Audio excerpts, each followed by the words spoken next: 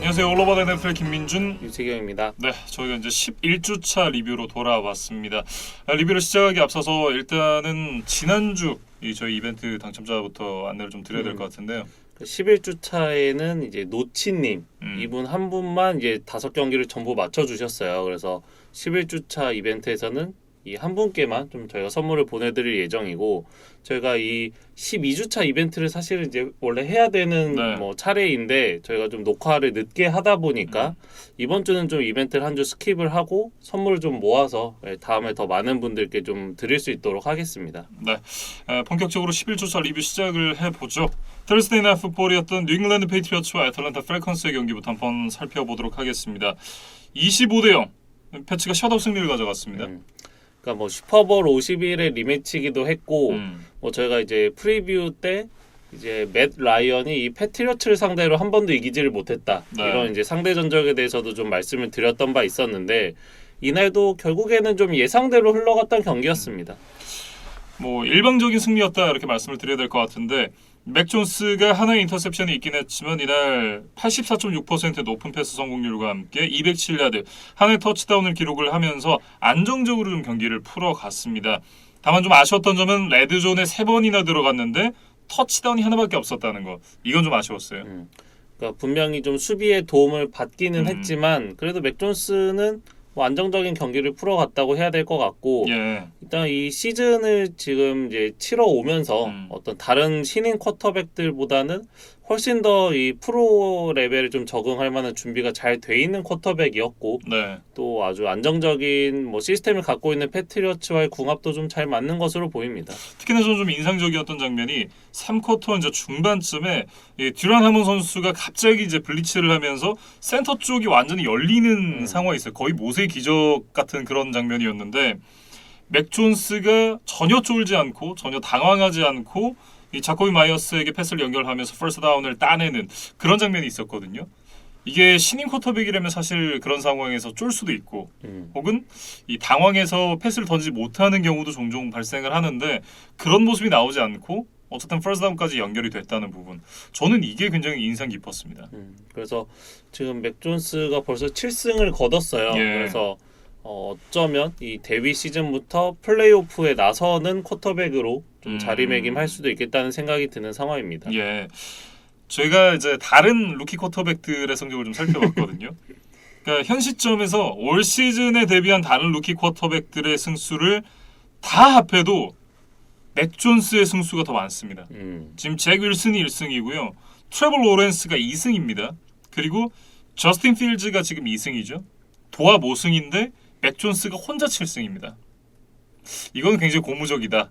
패치 팬 입장에서 이렇게 좀 말씀을 드릴 수가 있겠고, 지금 이제 자말 체이스 선수가 좀 주춤한 사이에 오펜시브 루키 오브 더 이어 격차가 굉장히 많이 좁혀졌습니다. 아직까지는 저는 자말 체이스가 좀 더 앞서 있다라는 생각을 하는데, 이 또 포지션 프리미엄이라는 게 있잖아요. 이제 그걸 고려하지 않을 수 없고, 이 아직은 체이스가 앞서 있는 건 맞지만 시즌이 끝났을 때 이게 맥 존스로 넘어와도 이상하지 않을 것 같다라는 생각이 들기는 해요.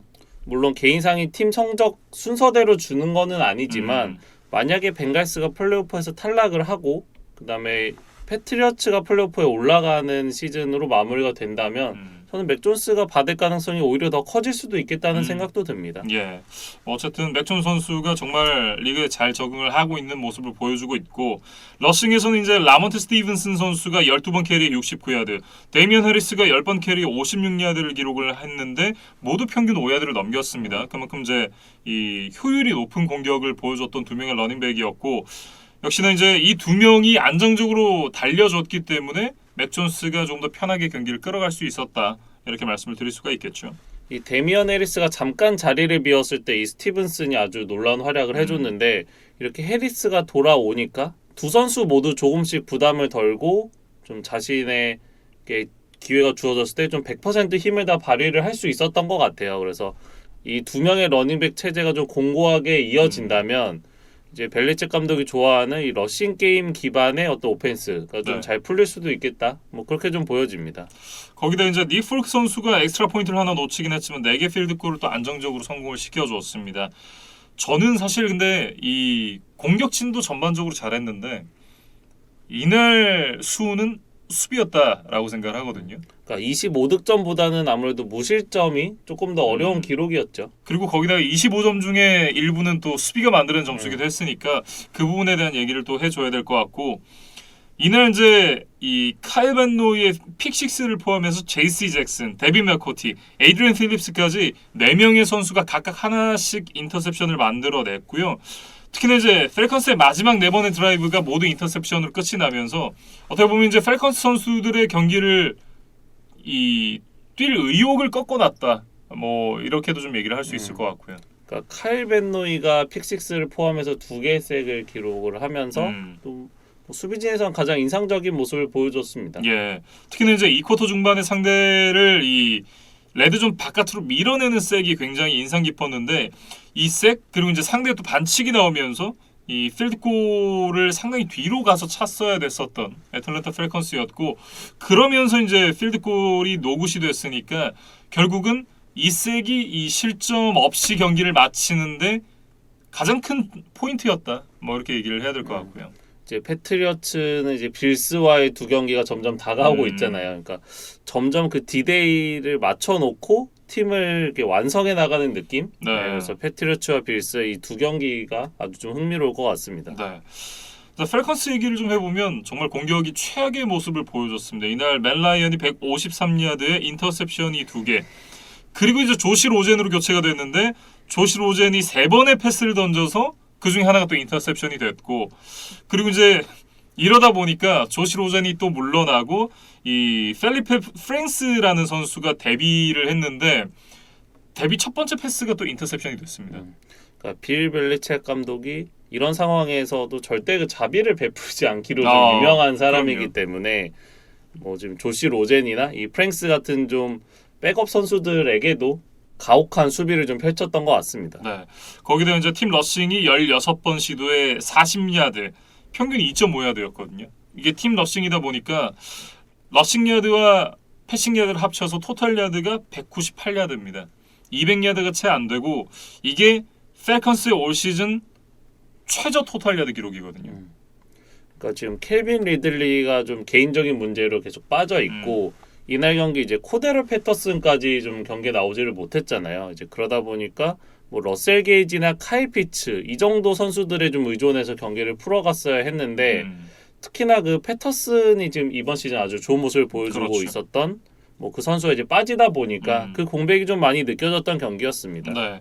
그리고 이제 구영애 선수가 이날 이제 아쉽게 50야드 필드골을 실패를 하고 말았는데 원래는 앞서도 말씀을 드렸지만 45야드 지점에서 성공을 했었어요. 그런데 일리걸 포메이션 반칙이 나오면서 5야드를 물러나서 다시 차야 됐고 그러다 보니까 이제 마지막에 왼쪽으로 살짝 휘어져 나가면서 이제 필드골 실패가 됐거든요. 그러니까 구영애 선수 입장에서는 조금 이제 심리적으로 흔들릴 만한 요소가 있었다. 그래서 좀 이 실패를 했던 것 같은데 네. 조금 아쉽고 그다음에 이제 사실 패트리어츠 프랙티스 스쿼드에 잠시 몸을 담았다가 이제 방출을 당했던 적이 있었잖아요. 그렇죠. 그래서 나름 이 패트리어츠와의 경기를 좀 벼르고 나왔을 것 같은데 조금 이제 결과적으로 이제 필드골 실패로 끝난 것이 좀 아쉬울 것 같습니다. 예. 어쨌든 이제 패트리어츠는 승리를 가져가면서 빌스와 지금 선두 경쟁을 하는 구도로 가고 있고 펠컨스는 결국은 이제 좀 새 판을 짜야 되지 않나. 물론 이제 감독도 바꾸고 하긴 했습니다만 근본적으로 이제 선수단을 한번 좀 갈아엎어야 되겠다라는 생각이 좀 들었던 것이 이날 이제 경기 중에 맷 라이언 선수가 끌려가고 있으니까 선수들에게 그 어떤 메시지를 던진 장면들이 있었거든요. 이제 화를 내고 이제 뭔가 언성을 높이고 뭔가 얘기를 하는 장면이 있었는데 선수들이 앉아서 듣는 채를 안 하더라고요. 저는 그걸 보면서 여러 가지 방면으로 해석이 가능한데 맷 라이언이 리더십을 잃었다. 로 해석을 할 수도 있고 아니면 다른 선수들이 어떤 이제 이 의욕을 잃었다라고도 좀 해석을 할 수 있는데 어떻게 해석을 하더라도 지금 문제가 있는 거잖아요. 네, 이런 부분들은 좀 개선을 할 필요가 있겠다라는 생각을 좀 해봤습니다. 뭐 개인적인 추측이지만 이 펠컨스가 이날 경기를 지금 4승 5패인 상태에서 들어왔잖아요. 네. 그렇다 보니까 여전히 플레이오프에 대한 희망은 남아 있거든요. 그래서 좀 선수들이 의욕이 막기는 쉽지 않은 상황이다. 네. 근데 그렇다면 어떤 맷 라이언이 이 펠컨스 라커룸에서 좀 가지고 있던 어떤 지배력, 리더십 이런 것들이 좀 떨어진 것은 아닌가. 네. 이제 그런 생각이 좀 듭니다. 뭐 그 부분이야 사실 저희가 외부에 있기 때문에 정확하게 알 수는 없지만 어쨌든 이 펠컨스 내부에 문제가 있다라는 건 좀 확실해 보입니다. 네, 이렇게 뉴잉글랜드 페이트리어츠와 애틀랜타 펠컨스의 경기 정리를 해보도록 하겠고요. 다음 살펴볼 경기는 뉴올리언스 세인츠와 필라델피아 이글스의 경기입니다.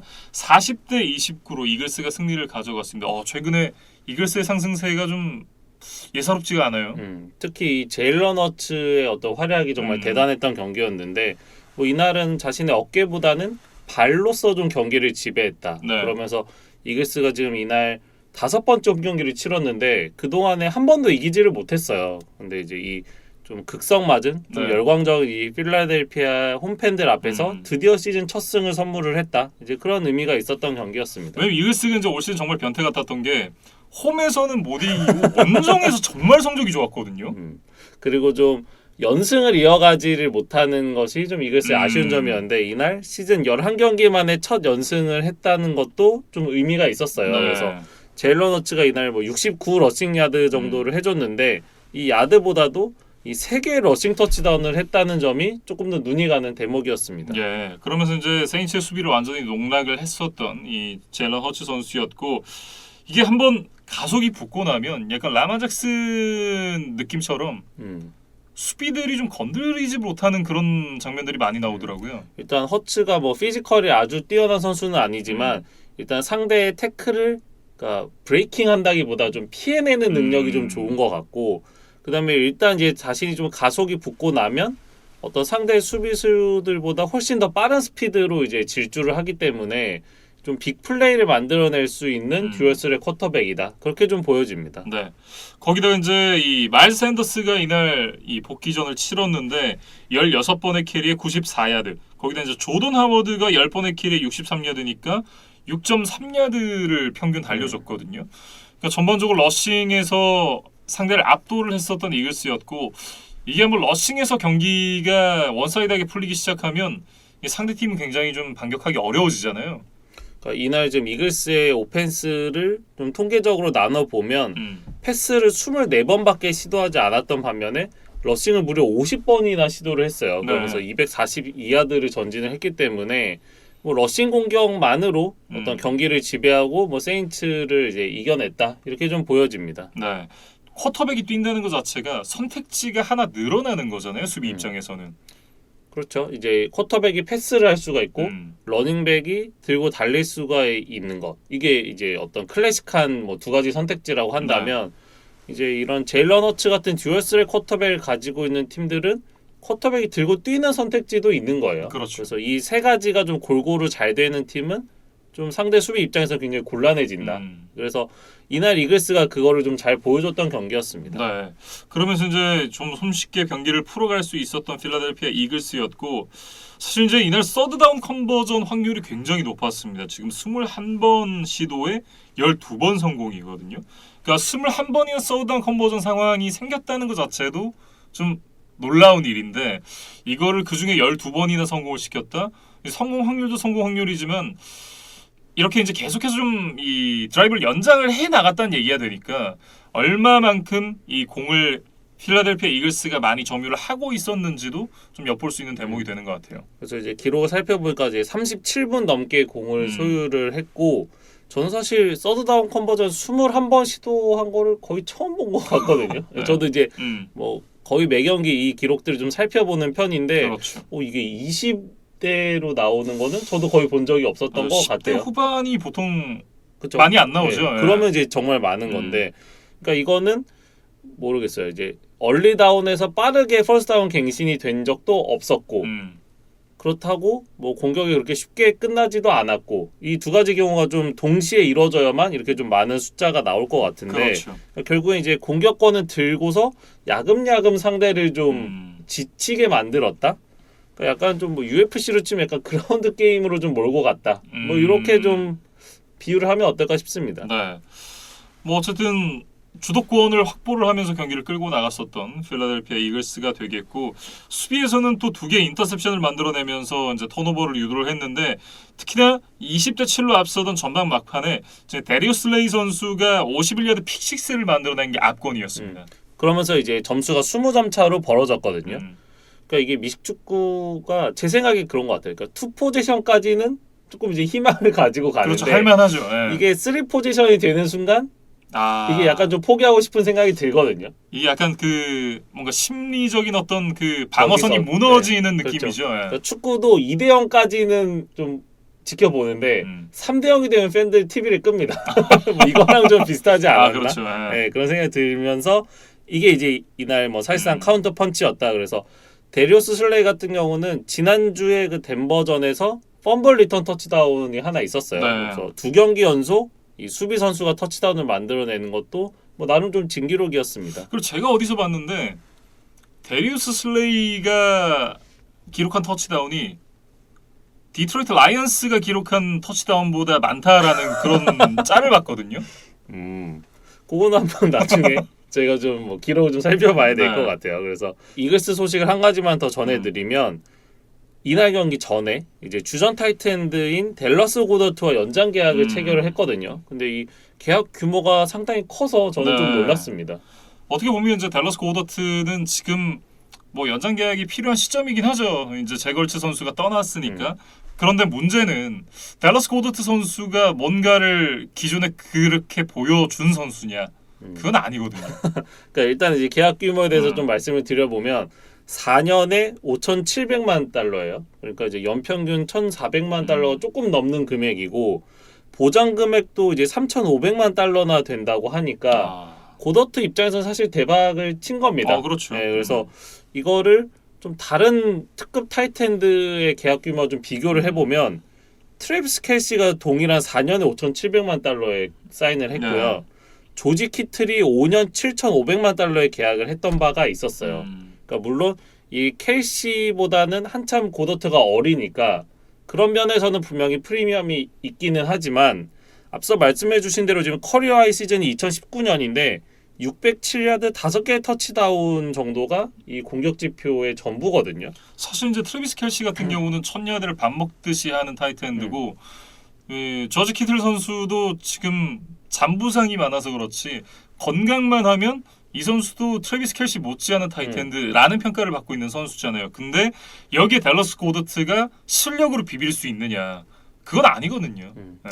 그러니까 뭐 과거에 보여준 것보다는 미래에 보여줄 것에 좀 투자를 했다. 뭐 이렇게 뭐 굳이 포장을 해야 될 것 같고 네. 고더트가 일단 많은 돈을 받은 만큼 좀 밥값을 해야겠다. 이런 말씀을 좀 드리겠습니다. 그래서 지금 이제 이글스가 첫 연승을 달리면서 지금 5승 6패까지 올라왔어요. 네. 그리고 이제 뭐 더 박차를 좀 가야 되는 상황인데 일정도 굉장히 좀 도움을 주고 있습니다. 일정 굉장히 좋죠. 향후 2주간에 그 뉴저지 형제들을 이제 연달아 만나는 일정이에요. 네. 그래서 같은 경기장에서 이글스가 그렇죠. 이제 2주 연속 원정 경기를 치를 예정인데 만약에 이 두 경기를 다 잡아낼 수 있다면 5할을 넘게 되니까 그러면 이제 뭐 지구 우승 혹은 뭐 와일드카드 경쟁 뭐 둘 다 좀 참전이 가능할 수도 있겠다는 생각이 듭니다. 맞아요. 아마 이 마지막 주에 댈러스 카우보이스와의 경기가 한 경기가 남아 있을 텐데 그 경기를 만약에 이글스가 잡는다? 그러면 어쩌면 이글스가 지구 우승을 하는 구도가 만들어질지도 모르겠어요. 그래서 그 전까지 이글스가 이제 최대한 많은 승리를 쌓아놓는 게 좀 중요할 것 같고 이제 세인츠 이야기로 넘어가 보면 이날 뭐 차 떼고 포 떼고 뭐 마상 다 없었던 것 같아요. 예. 일단은 뭐 윈스턴이 없는 거는 뭐 상수라고 치더라도 네. 양쪽 주전 태클 테런 암스테드, 라이언 램칙 못 나왔고 맞아요. 지금 이제 세인츠의 주전 러닝백 겸 넘버원 리시버를 겸하고 있는 이 엘빈 카마라도 이날 나오지를 못했어요. 네. 이제 그러다 보니까 뭐 경기를 잘 풀어나가는 것이 어쩌면 더 어려웠던 경기였다. 예, 그렇게 좀 생각이 됩니다. 네. 이 마크 잉그램 선수가 16번의 길이 88 러싱 야드로 본전을 해주긴 했는데 사실 이제 카메라가 없다 보니까 트레버 시미언 선수가 경기를 좀 풀어가기 어려웠고 그리고 잉그램 선수마저 또 경기 끝나고 부상 리포트가 떴습니다. 그러니까 이날 시미언이 좀 많은 패스를 던질 수밖에 없는 상황이었다. 그러면 이제 시미언이 그거를 뭐 혼자서 팀을 캐리할 수 있는 지금 클래스의 쿼터백은 아니기 때문에 아니죠. 예, 분명 좀 어려움이 있었던 것 같습니다. 예, 그래서 4쿼터에 좀 추격전을 했던 것은 인상적이었지만 뭐 승부를 뒤집기에는 좀 역부족이었어요. 그러면서 이제 시미언이 선발로 나선 이후에 계속해서 이제 연패에 빠져 있는 세인츠인데 결국은 이제 시미언의 한계가 좀 드러나고 있지 않나라는 생각이 들고 그러면서 이제 윈스턴이 좀 재평가를 받는 좀 그런 느낌입니다. 그러니까 사실 브리스가 떠난 시즌에 지금 윈스턴으로 시작을 했잖아요. 그러니까 이 대신 잇몸으로 출발을 했는데 잇몸이 지금 없어졌기 때문에 그러면 이제 이 어떤 전체적인 구간 구조가 제 역할을 할 수가 없는 상황이다. 예, 그렇게 좀 이야기를 드려야 될 것 같고. 네. 비유 찰진데요. 뭐 앞서 이제 댈러스 고더트의 연장 계약 소식을 말씀드렸으니까 세인츠도 이제 비슷한 얘기를 하나만 드려보면 네. 테이서밀과 4년 연장 계약을 맺었어요. 근데 이제 이 계약을 맺었다는 뭐 팩트보다 좀 계약 내용이 조금 재밌어서 좀 소개를 드려보고자 하는데 네, 이게 일종의 스플릿 계약이죠. 그래서 이제 힐이 지금처럼 어떤 백업 쿼터백과 어떤 가제 플레이어 롤을 수행을 한다면 4년에 4천만 달러 정도를 받을 예정이고 근데 만약에 힐을 주전 쿼터백으로 이 4년을 보내게 된다면 4년에 9,500만 달러로 거의 2배 이상 지금 계약 규모가 점프가 되는 그런 조건이거든요. 네. 그래서 뭐 저는 개인적으로 이 지금 캡 스페이스 확보에 좀 어려움을 겪고 있는 세인츠의 고민이 좀 드러난 어떤 형태의 계약이었다. 저는 그렇게 좀 정리를 하고 싶습니다. 저는 생각이 좀 다른 게 이거는 테이섬 힐을 그냥 기분 좋게 해주려는 일종의 뭐라고 해야 될까요? 그냥 기분 내기용 계약이다.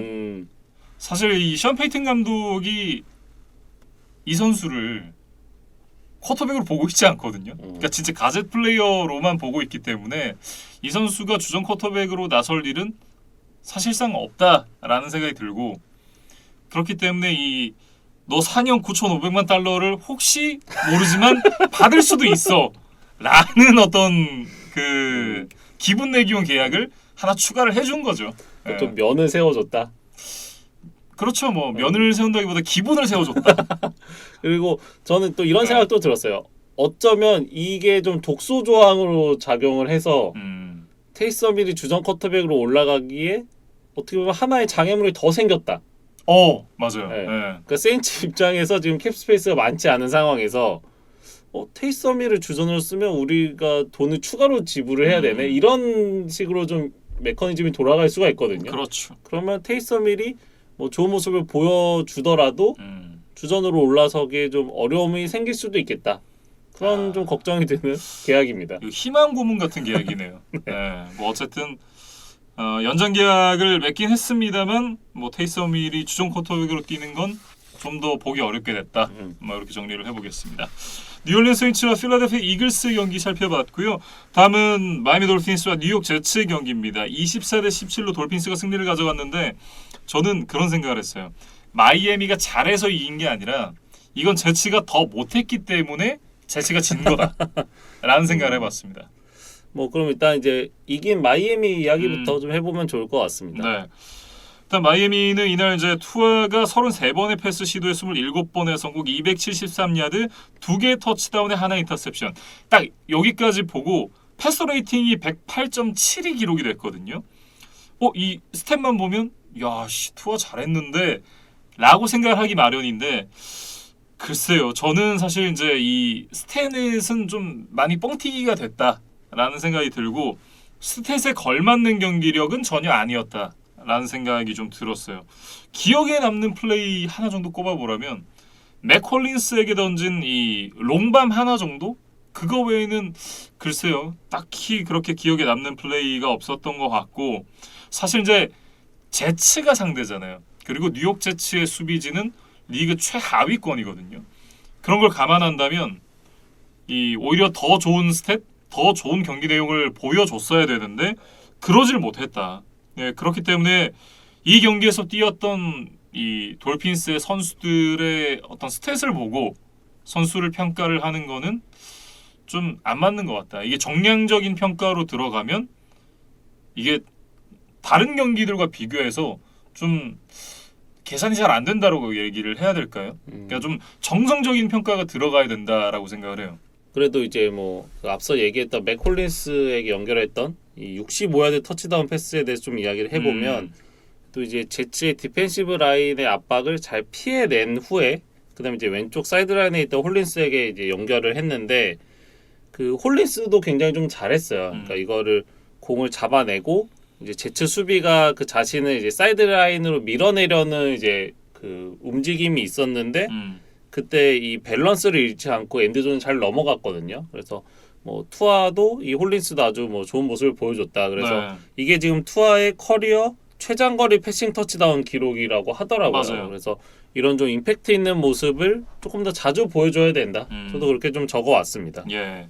뭐 그런 모습을 계속해서 보여줄 수 있을지는 한번 지켜봐야 될 것 같은데 어쨌든 이제 이 정량적인 스탯이 좋았기 때문에 마이애미로서는 좀 고민이 될 것 같기는 해요. 그러니까 이 선수를 트레이드 매물로 올려놨었고 이렇게 되면 물론 이제 이 선수의 가치가 어느 정도 올라간다라고도 볼 수 있겠지만 정말 좋으면 마이애미가 써야 되는 거잖아요.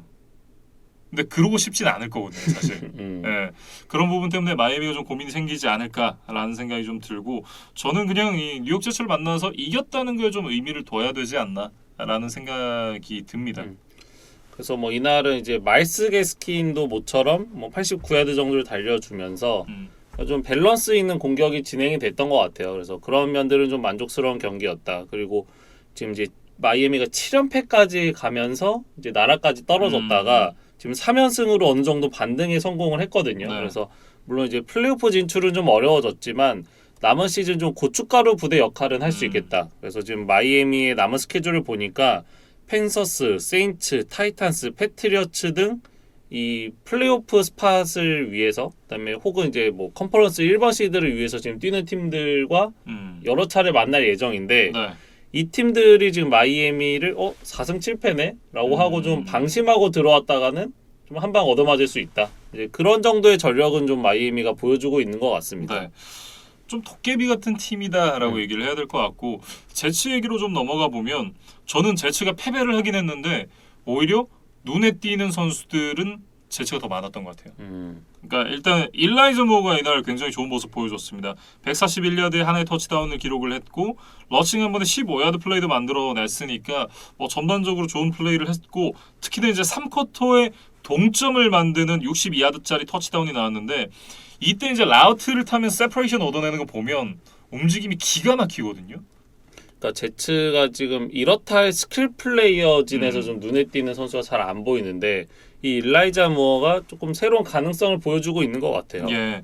거기다 이제 이날 마이클 카터가 많은 캐리는 아니었습니다. 9번의 캐리였는데 63야드 평균 7야드를 나아갔습니다.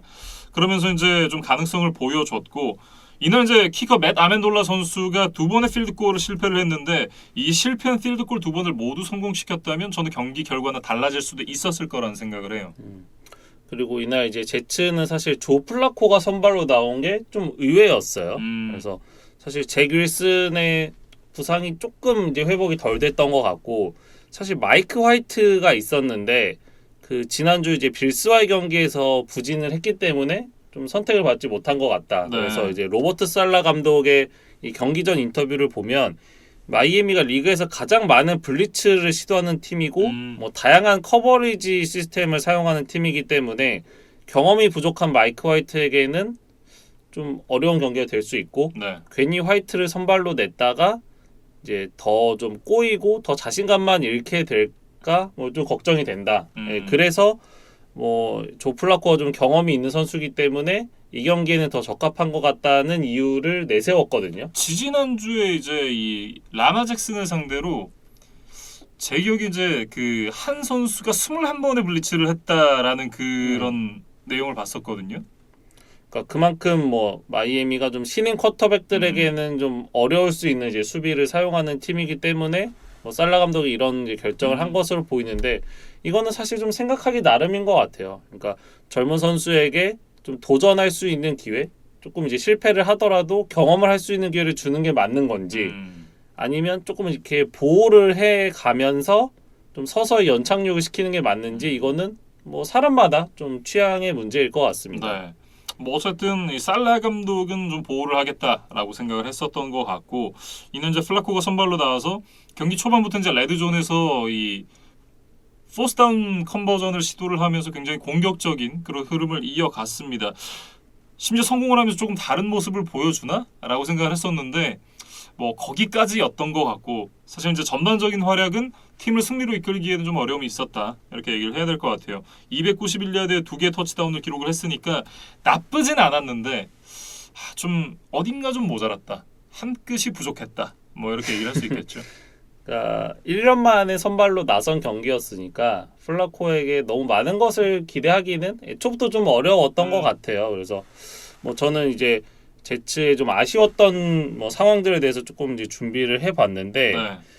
사실 14대 14로 맞서있던 이제 4쿼터 초반에 서드 앤 4에서 투아의 패스를 막아냈거든요. 그러면 이제 포스다운이 되고 마이애미가 이제 필드골로 좀 뭐 앞서 나가기는 하겠지만 멀리 도망가지 못하는 네. 이런 흐름을 만들 수가 있었는데, 여기서 프랭클린 마이어스가 불필요한 러핑 더 패스 반칙을 범하면서 퍼스트 다운을 갱신을 해줬어요. 그래서 최근에 이 러핑 더 패스가 굉장히 보수적으로 불린다는 점을 감안하더라도 이 장면에 대한 리플레이를 보면 투아가 공을 던진 후에 그 다음에 프랭클린 마이어스가 접근을 해서 이렇게 힘을 주는 장면이 보이거든요. 그러니까 충분히 부딪히지 않을 수 있는 상황이 있었어요. 네. 그러니까 여유가 있는 상황에서도 좀 불필요한 반칙을 했다, 이렇게 좀 보여지고, 그다음에 이제 하나 더 있었는데 펀트를 유도해서 이제 공격권이 꼭 되찾아 와야 되는 상황이었거든요. 근데 여기서 이제 색을 잘 만들어냈는데 이 공과 상관없는 쪽에서 수비 측 홀딩 페널티가 나오면서 또 퍼스트다운 갱신을 해줬어요. 이게 결국에는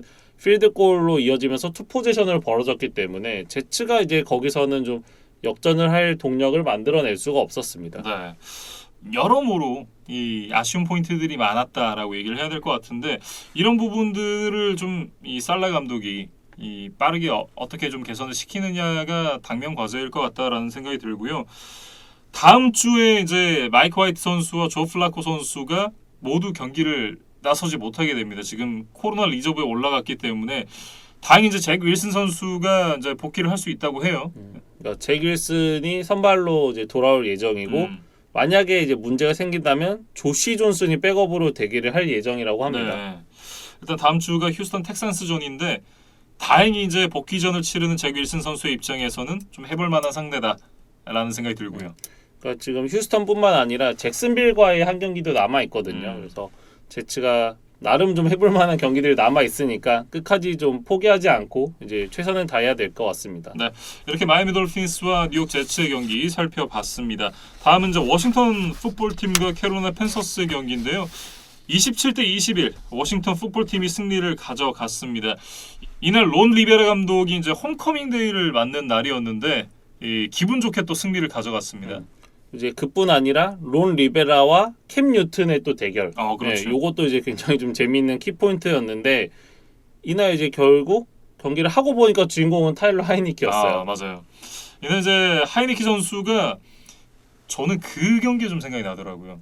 갑자기 선발로 데뷔를 해서 센세이션한 모습을 보여줬었던 그 와일드카드 경기, 그 경기에서의 어떤 모습이 좀 생각이 났습니다.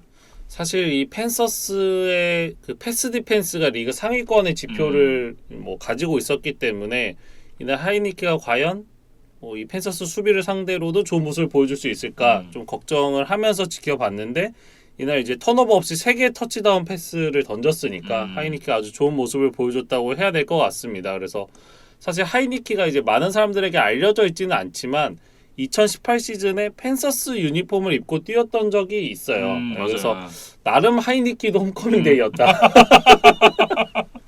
그래서 뭐 아무도 그 사실에 대해서 주목을 하지는 않았지만 뭐 하이니키 개인적으로는 조금 더 이제 의욕과 의지를 가지고 이 경기에 나섰을 수도 있겠다. 네. 이런 추측을 좀 해봅니다.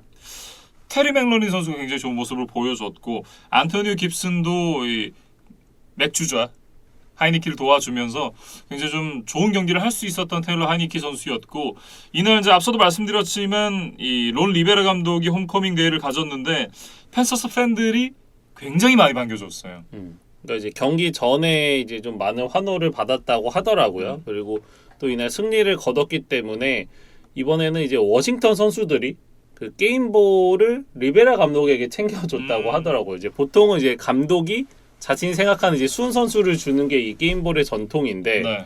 이번 경기만큼은 이제 리베라 감독에게 좀 가장 큰 의미가 있었던 경기였기 때문에 선수들이 좀 나름 깜짝 이벤트를 이제 해준 것 같습니다. 네. 어쨌든 승리와 함께 기분 좋게 이 기념품까지 챙겨가게 된 리베라 감독이었고 시즌 첫 연승을 달리게 된 이 워싱턴입니다. 지난 시즌에도 약간 이렇게 가다가 막판에 좀 스퍼트를 올리면서 포스트 시즌 진출을 했었던 워싱턴이었잖아요. 지금도 향후 일정이 좀 해볼 만한 상대들이 많이 남았기 때문에 아직은 포기하기엔 이릅니다. 그러니까 지금 당장 다음 주 시애틀, 그 다음 주 레이더스를 만나는데 두 팀 다 좀 시즌 초반과는 달리 지금 좀 하향세에 내려가 있는 팀들이란 말이에요. 예. 그래서 뭐 워싱턴도 좀 충분히 해볼 만하지 않을까 그런 생각이 듭니다. 네. 그리고 이제 캐롤라이나 팬서스에 대한 얘기를 좀 이어가 보면 이날 캠 뉴튼 선수가 나쁘지 않았습니다. 27번의 패스 시도에 21번 성공, 그리고 189야드에 2개 터치다운 패스, 46 러싱 야드에 러싱 터치다운이 하나가 있었으니까 어떻게 보면 본인의 빈자리를 본인이 완전히 메우는 데는 성공을 했다라는 생각이 들어요. 그러니까 뭐 터치다운이 지금 총 3개라는 것도 뭐 나름 인상적이지만 어쨌든 그 샘 다놀드가 이제 시즌 중반부터 이제 턴오버 파티를 좀 벌였었잖아요. 그렇죠. 그러니까 그것과 좀 비교해 보면 이날 턴오버 없이 경기를 마친 것만으로도 뉴튼은 이제 다놀드보다 훨씬 좋은 경기를 했다. 그렇게 저도 평가를 하고 싶습니다. 예.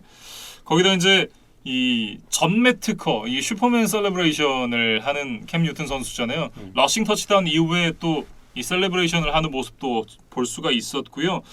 이날 이제 팬서스 팬들은 좀 그랬던 것 같아요. 앞서도 말씀을 해주셨지만 캠 뉴튼의 홈커밍 데이기도 했던 경기였고 홈 팬들이 보는 앞에서 캠 뉴튼이 이런 또 좋은 모습을 보여준다. 뭔가 향수에 젖었을 것 같다라는 생각이 들었습니다. 그래서 캠 뉴튼도 이날은 좀 특별한 감정을 많이 느꼈던 것 같아요. 그래서 뭐 경기 전에도 뭐 굉장히 활발한 모습으로 이 팬들을 좀 독려하는 모습이 인상적이었고 아까 그 러싱 터치다운 장면 때 이제 슈퍼맨 셀러브레이션 했다고 말씀을 해주셨는데 네. 보통은 이거를 이제 엔드존에서 해야 되잖아요. 근데 캠 뉴튼이 가운데로 왔잖아요. 네, 그 팬서스 로고가 있는 그 필드 중앙까지 열심히 또 뛰어가서 그거를 했어요. 그러니까 뭔가 나름 좀 준비를 했다. 그러니까 이제 슈퍼맨이지만 약간 뭐 버전 2.0 같은 뭐 그런 나름 셀러브레이션을 좀 준비를 했다. 이제 저는 좀 그런 생각이 들었습니다. 네. 네. 근데 셀레브레이션은 진화를 했는데 냉정하게 얘기를 해보면 아까 이제 제가 189야드를 갔다라고 말씀을 드렸는데 이게 이 다운필드 패싱이라기보다 그냥 스크린 패스에 이은 야데프트 캐치로 만들어진 스탯이거든요. 근데 그렇기 때문에 냉정해 보면 그 패츠 시절과 비교해서 패스 능력은 돌아오지 않았다라고 보는 게 저는 좀 합리적일 것 같아요. 그러니까 이제 4쿼터에 그 크리스찬 맥카프리에게 던졌던 27야드 동점 터치다운 패스는 굉장히 인상적이었는데 그렇죠. 네. 그 장면 하나를 제외하면 사실상 다운필드 패싱은 없었다고 봐야겠죠. 예. 그래서 저도 이제 냉정히 보면 패츠 시절에 이제 한 시즌 치렀을 때 조금 좋았던 경기 정도의 경기력이었다. 근데 이제 그게 어떤 셀러브레이션이나 이 경기에 대한 의미 이런 것들과 좀 잘 포장이 돼서 뭐 뉴튼이 이제 조금 더 잘해 보인 것 같기는 하지만 그래도 여전히 좀 한계는 보여줬다. 예. 그러니까 그 캐롤라이나 시절에 이제 슈퍼볼로 팀을 이끌었던 캠 뉴튼의 모습은 아니었다고 해야겠죠. 뭐 어쨌든 지금 이 캠 뉴튼과 캐롤라이나 팬서스는 두 번째 허니문인 거잖아요. 어떻게 보면. 그렇기 때문에 그 다른 선수들의 보통 얘기하면 이제 허니문 기간보다는 짧을 거예요. 지금은 좋죠. 지금은 돌아와서 홈에서 첫 경기였고 뭐 나름 나쁘지 않았고 이런 부분들이 일단 경기를 패배하긴 했습니다만 뭐 이게 지금은 나쁘지 않다라고 얘기를 한다면 이게 몇 경기 지나지 않아서 이게 패치 시절처럼 좀 파괴가 되고 이게 안 먹히기 시작하면 다른 선수들이 처음 이제 구단에 드래프트가 돼서 오든 아니면 이제 FA가 돼서 오든 처음에 지켜보는 시간이 있잖아요. 그 선수들의 이 기간보다는 캠 뉴튼 선수를 지켜보는 기간이 훨씬 더 짧을 거다라는 생각이 들어요. 그러니까 팬들은 뉴튼에 대해서 여전히 지지를 할 가능성이 있지만 구단은 이제 또 비즈니스적으로 보니까 네. 뭐 어떤 캠 뉴튼을 기다려주는 기간이 생각보다는 짧을 수도 있겠다. 그리고 지면 팬들도 바뀌게 돼 있어요. 뭐캠 왜냐면 뉴튼이 예. 제가 아스날 팬이잖아요. 아스날이 굉장히 그 긴 역사 동안 벵거 감독이 굉장히 장기 집권을 했잖아요. 그동안 정말 좋은 일들이 많았거든요. 특히 이제 2004년까지 뭐 길게 봐서 전 이제 0506 시즌까지만 해도 FA컵 우승을 했으니까 그때까지만 해도 뭐 나쁘지 않았어요. 그랬는데 이게 점점 사스날이 되면서 벵거는 가야 된다. 벵거는 가야 된다. 그런 목소리 점점 올라갔거든요. 이게 성적이 안 나오기 시작하면 아무리 좋았던 기억이 많아도 결국 팬들은 등을 돌리게 돼 있습니다. 그래서 캠 뉴튼이 그런 지경까지 가지 않기 위해서는 뭐 팀을 승리를 이끄는 모습들을 좀 보여줘야 될 텐데 이날 사실은 그 경기 막판에 역전을 할 수 있는 두 번의 공격 드라이브 기회가 있었는데 네. 여기서 좀 이렇다 할 모습을 보여주지 못한 것이 좀 아쉬웠거든요. 그래서 이 경기 막판에 어떤 이 집중력 있는 상황에서 득점을 만들어내는 능력 이런 것들을 좀 맨룰 감독과 같이 좀 뭐 고민을 하면서 좀 좋은 작전을 많이 짜내야 될 것 같습니다. 네. 이날 이제 경기가 끝나고 두 사람이 인사를 할지가 굉장히 좀 초미 관심사였는데 캠 뉴튼은 지나칠 뻔했어요. 네. 그러니까 뭐 사실은 이제 뉴튼이 뭐 하이니키와 인사를 하고 뭔가 어딘가로 분명히 달려가고 있었는데 네. 그 길 사이에 이 론 리베라가 있었거든요. 그래서 뉴튼이 진짜 리베라를 못 보고 지나친 건지 아니면 이제 곁눈질로 보고 피해갔는지는 모르겠어요. 근데 이제 저도 그 장면 좀 여러 번 돌려봤는데 본인만 알겠죠. 네. 론 리베라가 좀 이렇게 목소리를 내서 캠 뉴튼을 불렀어요. 네. 그러다 보니까 이제 캠 뉴튼도 이제 리베라를 돌아보고 뭐 악수와 포옹 뭐 이제 간단한 인사말을 이제 서로에게 주고 받고 헤어졌는데 네. 생각보다 그렇게 길지는 않았다. 그 시간이. 그래서 사실 리베라 감독은 웃고 있는 표정이 보였는데 캠 뉴튼은 이제 등이 보였기 때문에 어떤 표정이었는지 솔직히 못 봤어요. 네. 근데 뭐 제가 받은 느낌은 리베라 감독이 뉴튼을 생각하는 것보다 뉴튼이 리베라 감독을 생각하는 게 조금 더 안 좋아 보였다. 감정이. 예, 왜냐면 이제 잘렸으니까. 예. 캠 뉴튼의 그 펜서스 마지막 시절에 좀 뭐 부상과 부진으로 좀 고생을 많이 했고 그러면서 그 과정에서 리베라 감독과도 조금 트러블이 있지 않았을까? 이제 그런 추측을 좀 해봅니다. 네. 뭐 어쨌든 뭐 아주 보기 좋고 훈훈한 장면만은 아니었다. 네. 예, 뭐 훈훈했지만 그렇게까지 훈훈하진 않았다. 뭐 이렇게 좀 정리를 해보겠고 일단 이제 펜서스가 이날 패배를 하면서 다시 이제 5할 승률이 무너졌습니다. 그러면서 이제 와일드카드 경쟁에서는 또 한 걸음 뒤처지게 됐는데 문제는 아직 템파베이 버커니어스와의 경기가 2경기나 남아 있어요. 그러니까 이 두 팀이 지금 지구 라이벌인데 아직 한 번도 만나지 않았기 때문에 이제 2번 만나야 됩니다. 그래서 이 일정 자체가 굉장히 부담스럽고 다음 주에는 일단 마이애미를 만나는데 제가 앞서도 말씀드렸듯이 지금 마이애미가 고춧가루 부대로 지금 변모를 했어요. 그렇죠. 네, 그렇기 때문에 펜서스 입장에서도 절대 승리를 장담할 수가 없는 그런 상대라고 뭐 생각이 됩니다. 네, 이렇게 워싱턴 풋볼팀과 캐롤라이나 팬서스의 경기 살펴봤고요. 다음은 이제 인디애나폴리스 콜츠와 버팔로 빌스의 경기로 이어가 보겠습니다. 이 경기 41대 15로 콜츠가 승리를 가져갔는데 이날 경기는 조나단 테일러를 위한 조나단 테일러에 의한 조나단 테일러의 경기였습니다. 테일러가 이날 5개의 터치다운을 했었나요? 네. 그러면서 뭐 빌스의 막강한 수비를 이제 완전히 뭐 뚫었습니다. 이날 이제 스탯을 좀 살펴보면 185 러싱 야드에 4개의 터치다운, 3개의 캐치에 19 리시빙 야드에 리시빙 터치다운 하나를 기록을 하면서 총 204 스크리미지 야드에 5개의 터치다운을 기록을 했거든요. 특히나 이 두 번째 터치다운이 굉장히 인상 깊었는데 태클을 피해낸 이후에 이 수비를 밀고 엔드존까지 들어가는 모습이 굉장히 인상적이었고 앞서 이제 말씀드렸던 이제 200 스크리미지 야드 이상의 5개 이상의 터치다운을 기록한 역대 5번째 선수가 됐다 그래요. 그러니까 슈퍼볼 시대 이후에. 그러니까 명단을 살펴드리면 자말 찰스, 클린튼 포티스, 그리고 션 알렉산더, 그리고 제리 라이스거든요.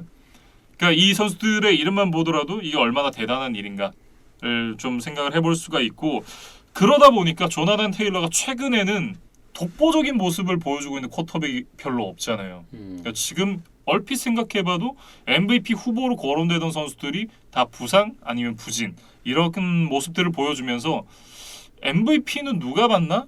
또 톰 브레이디인가? 라는 얘기들이 나오고 있는 상황인데 쿼터백 중에는 현재 가장 앞서 있는 선수가 톰 브레이디라고 하지만 지금 조나단 테일러가 강력한 MVP 후보로 급부상을 하고 있습니다.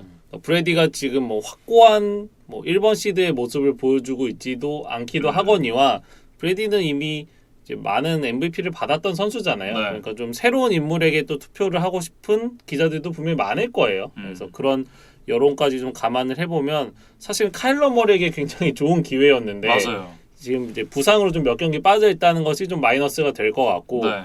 이 조나단 테일러가 지금의 기세를 이어간다면 2년 차에 MVP를 따는 것도 무리는 아닐 것 같습니다. 그래서 저도 이날 이제 테일러의 경기를 보면서 뭐 들었던 생각은 저희가 지난 시즌 그리고 이번 시즌 초만 해도 그런 얘기를 했던 것 같아요. 이 콜츠 러닝백들은 이 짧은 야드를 확실하게 뚫어서 엔드존을 넘어가는 능력이 좀 부족하다. 예, 그래서 뭐 지난 시즌에는 이제 백업으로 있던 자코비 브리스의 쿼터백을 투입해서 뭐 스닉을 하기도 하고 맞아요. 이런 모습들도 있었는데 이날 테일러의 모습만 보면 이제 그런 문제들이 완전히 이제 해소가 된 어떤 경기력이었거든요. 그러니까 최근에 자신감이 붙다 보니까 테일러가 자신이 좀 약점으로 꼽히던 이 엔드존 앞 요 상황에서도 굉장히 좋은 모습을 보여주는 것 같습니다. 네.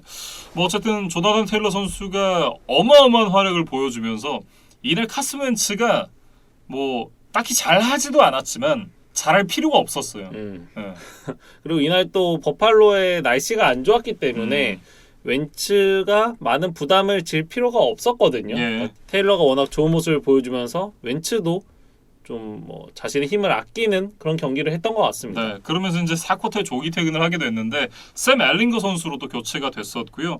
이날 이제 이 조나단 테일러의 어마어마한 러싱을 바탕으로 이 우위를 가져갔었던 콜츠였는데 시간 싸움에서도 우위를 가져갈 수 있었습니다. 타임 오브 포제션 보면 37분 47초 대 22분 13초거든요. 정말 압도적인 이 시간 우위를 가져갔었던 콜츠였고 이날 이제 사실 수비도 굉장히 좋았습니다. 세게 하나밖에 안 나오긴 했지만 빌스의 오라인이 경기 내내 살살 녹는 모습을 또 보여줬어요. 조시 앨런이 이날도 좀 당황하는 모습, 그다음에 좀 부진한 모습을 보여줬는데 네. 거기에는 이 분명히 콜츠의 D라인의 어떤 프레셔도 한 몫을 했겠죠. 그렇습니다. 그러다 보니까 그게 이제 3개 인터셉션 그리고 7개 패스 굴절로 이어질 수 있지 않았나 뭐 이런 생각을 좀 해봤고 특히 이제 케니 무어 선수의 인터셉션이 기가 막혔는데 제비어 로즈 선수의 이제 손을 맞고 높게 떴어요. 그러니까 리바운드하는 것처럼 톡톡 쳐가지고 이제 인터셉션을 만들어내는 장면이 굉장히 압권이었습니다. 그 장면이 좀 기억에 많이 남는 것 같고 그리고 이제 이날 경기에서 가장 중요했던 포인트는 저는 이거였던 것 같아요. 2쿼터 17대 7 상황에서 아이자 맥켄지가 이제 킥 리턴을 받는 상황이었는데 공을 펌블을 하고 말았어요. 그러면서 빌스가 자기 진영 2야드 지점에서 공격권을 넘겨줬거든요. 그래서 이제 이 콜츠가 곧바로 또 터치다운을 만들어내면서 스코어 24대 7까지 벌어집니다. 그러니까 저희가 앞서도 말씀을 드렸지만 이게 2포지션에서 3포지션이 되는 순간 선수들의 이 경기도 터지고 멘탈도 같이 터지거든요. 맥켄지의 그 턴오버 상황을 살펴보면 어떤 콜츠 선수들의 태클을 당해서 공을 떨어뜨린 게 아니라 그냥 스텝이 꼬여서 맞아요. 자기 발에 걸려서 좀 넘어지면서 공이 이제 빠져나왔거든요. 그러니까 이거는 이제 아무래도 좀 좋지 않은 날씨의 영향도 분명히 있었던 것 같은데 사실 버팔로가 좀 안 좋은 날씨 속에서 경기를 치르는 날이 많잖아요. 그렇죠. 그 지역 특성 때문에. 근데 좀 버팔로 선수들이 그런 날씨에 적응이 잘 돼 있으리라 생각을 했는데 네. 이날만큼은 좀 그 부분에서도 좋지가 않았습니다.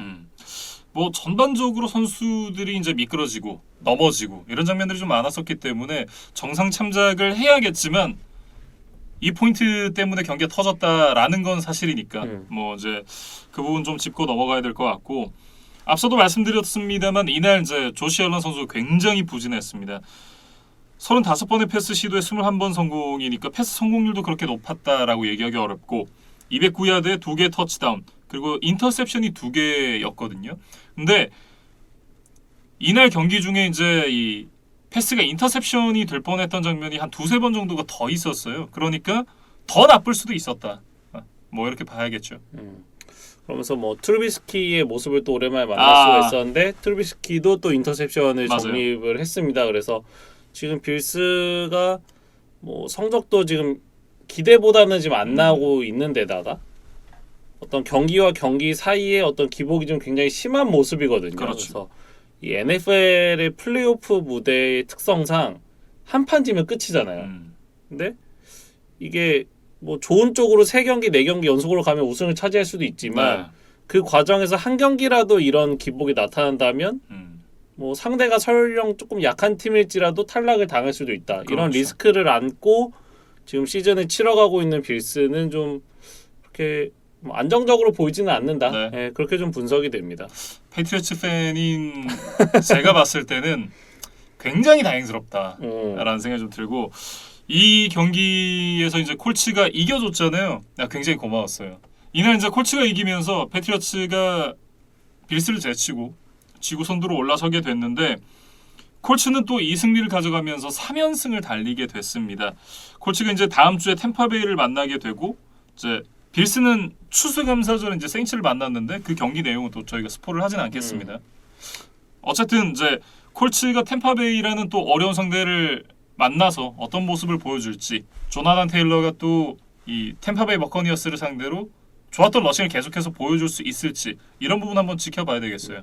템파베이가 최근에 계속 이 러싱 디펜스 부분에서 아주 강력한 모습을 보여준 팀이기 때문에 지금 기세가 좋은 테일러와 아주 좀 좋은 승부가 될 것 같고 이제 마지막으로 뭐 이 경기에 대한 정리를 한 줄 하자면 콜츠가 사실 지난 시즌 와일드카드 게임에서 이 빌스에게 지면서 탈락을 했잖아요. 네. 이제 그 경기에 대한 좀 복수에 성공했다. 그런 좀 의미를 전달을 드리겠습니다.